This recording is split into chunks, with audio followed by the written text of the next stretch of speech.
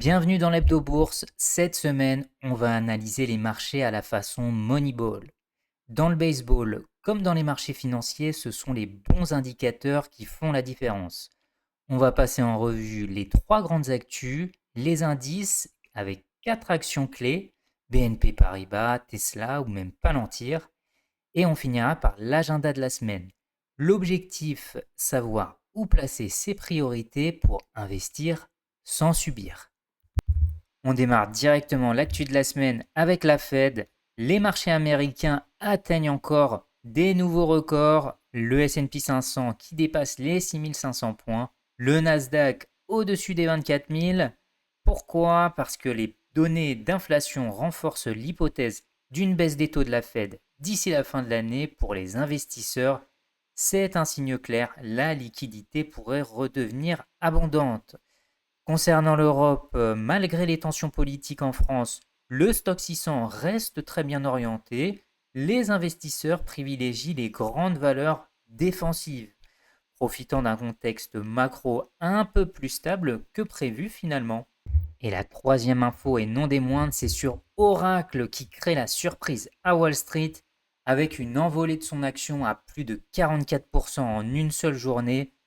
En ligne de mire, des prévisions qui sont inédites dans le cloud, portées par l'essor de l'intelligence artificielle. On voit enfin des business qui bénéficient de l'IA dans leur business et on le voit ici avec une énorme augmentation de l'action de plus de 40% en une seule journée. Allez, un petit tour rapide sur les indices. Donc le CAC 40 qui est en léger repli, le S&P 500 qui est sur les records historiques.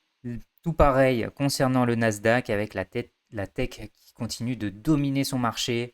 L'euro-dollar avec un dollar ferme. Le Bitcoin qui approche ses plus hauts historiques, mais pas tout à fait encore. Clairement, le marché est dans une phase plutôt optimiste et porté par la macro américaine et surtout la tech.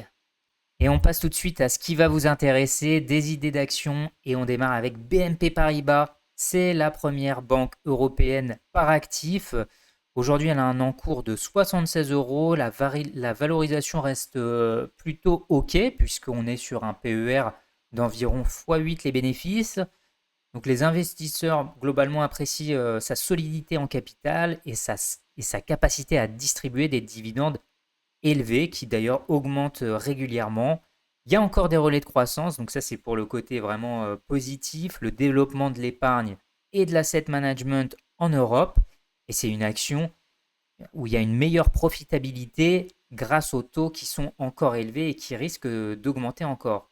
Le risque, évidemment, il est élevé. Il y a 45% environ. Il y a quand même un risque de dépendance à la conjoncture européenne et aux décisions de la BCE.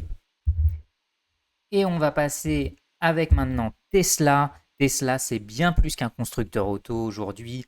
Le business repose sur deux piliers actuellement, la vente de véhicules électriques bien sûr, et la monétisation de l'écosystème autour. Donc les logiciels, la conduite autonome, l'énergie, le solaire, les batteries. Aujourd'hui, on a un titre de 368 dollars. Le marché accorde une prime énorme, plus de 100 fois les bénéfices. C'est une valorisation qui reflète la confiance dans le logiciel, la data et le potentiel des véhicules autonomes. La réalité aujourd'hui, c'est que Tesla reste très exposé à la concurrence, notamment chinoise, notamment BYD, et aux pressions sur ses marges.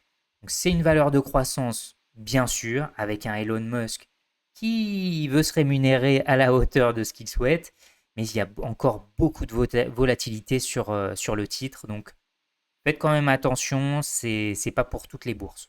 Maintenant, on passe à la troisième idée d'action, et là, c'est Palantir. Palantir, c'est un acteur unique. Donc, d'un côté, il y a des gros contrats gouvernementaux en défense et en renseignement. De l'autre côté, une expansion rapide dans le privé grâce à ses plateformes IA. On a un titre aujourd'hui qui cote à 164 dollars. On a un objectif environ de 180 dollars. Les investisseurs misent sur sa capacité à devenir un standard pour l'analyse de données. Ce qui séduit, c'est bien sûr sa croissance récurrente, régulière, avec des contrats pluriannuels. On a une super visibilité et une image de pionnier dans l'IA appliquée. Bien sûr, la valorisation, elle est extrême. Donc là, pareil, on n'est pas sur une donnée pour toutes les bourses. Plus de 200 fois les bénéfices, autrement dit, chaque déception pourrait faire très très très mal. Palantir illustre parfaitement la bulle IA, il y a un fort potentiel, mais bien sûr, il y a un risque élevé qui va avec. Et on enchaîne avec la dernière action que vous connaissez ou peut-être pas, c'est OVH Cloud. Donc OVH Cloud, c'est le champion français du cloud. Son modèle repose sur l'hébergement, l'infrastructure et les solutions cloud en concurrence directe avec les géants américains. Donc AWS, Microsoft Azure, Google Cloud. Le cours actuel, il est de 11 euros environ, 11,1 euros pour être précis, et on a un objectif à 12,5. Donc c'est un potentiel de 13%. Sa force aujourd'hui, c'est la souveraineté numérique. De plus en plus d'institutions européennes veulent des solutions cloud locales, ce qui est vraiment bénéfique directement pour OVH. Bien sûr, attention, la société a encore du mal à atteindre une rentabilité comparable aux géants US, hein, c'est toujours délicat. Les marges sont encore assez faibles et l'investissement nécessaire est très très lourd. Le CAPEX est fort. Donc c'est un pari de conviction, davantage sur le défensif, mais on a vu que le défensif en ce moment, c'est ce qui payait. Donc pourquoi pas. Bien sûr, il faudra accepter un risque de 60% sur le titre.